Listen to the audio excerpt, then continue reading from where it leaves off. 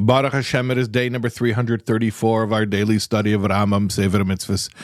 And in the 3 chapters a day study track of Mishnah Torah, we're continuing in Hilchas Eivel, the laws of mourning, chapters 9, 10, and 11. Our mitzvah today is a negative commandment, prohibition 166, the prohibition against a kohen, any type of kohen. I know the past couple of days we were speaking about a kohen gadol. Now we're speaking about any kohen.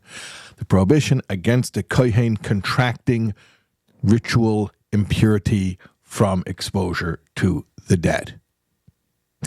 Now, if you'll remember, we had a few days ago the positive commandment, positive 37, that a kohen must attend a next of kin's funeral, and that positive commandment comes to override the normal prohibition that a kohen is bound to adhere to at all other times.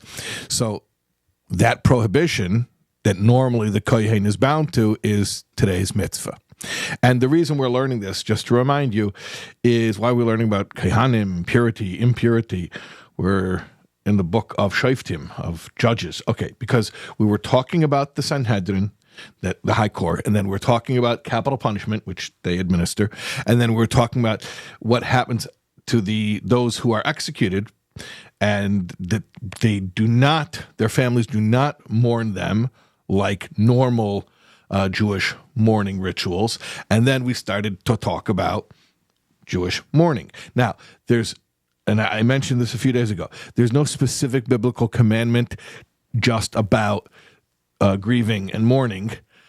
The biblical source where we learn it from is that positive commandment that a kohen should set aside the regular prohibition of contracting ritual impurity from the dead and attend a next of kin funeral. So that's how this whole subject came up in this context. Okay, that's our mitzvah for today, and we'll see you for more tomorrow, God willing.